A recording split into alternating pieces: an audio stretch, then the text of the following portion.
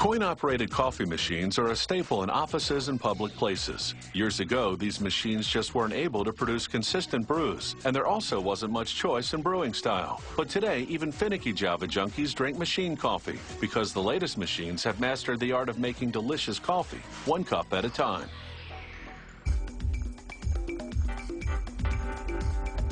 This office coffee machine actually makes several different types of hot beverages.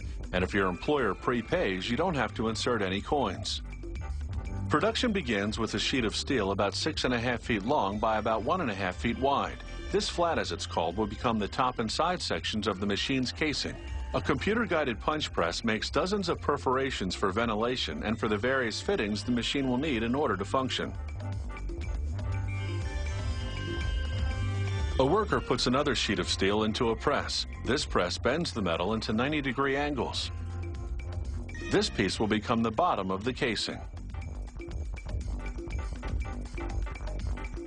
A worker uses a spot welding machine to assemble what's called the base panel.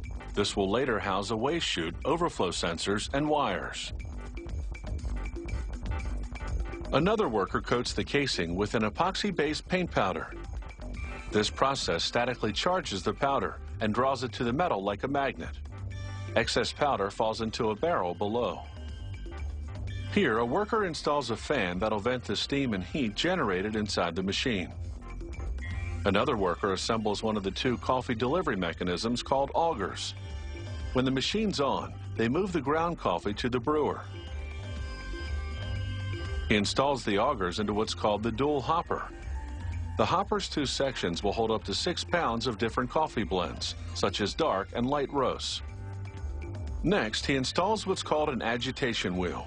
This plastic wheel helps move the ground coffee along and prevents it from getting stuck.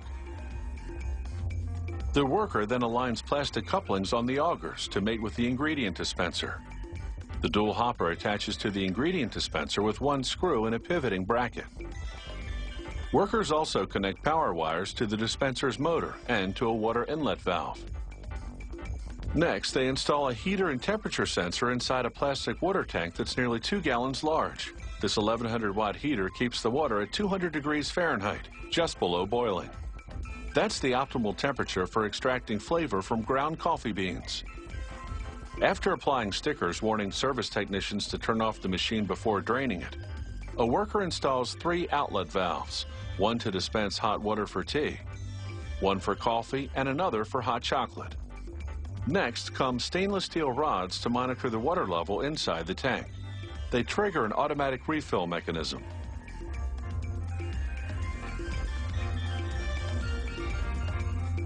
The worker connects power wires to the brewer motor.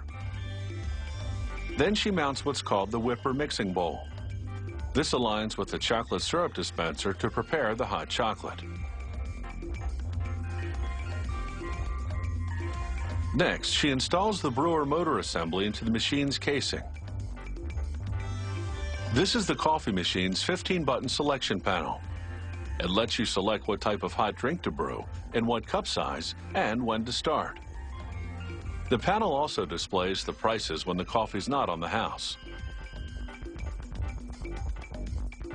Once that's hooked up, workers test the chocolate syrup delivery system. They run water through it to ensure it doesn't leak.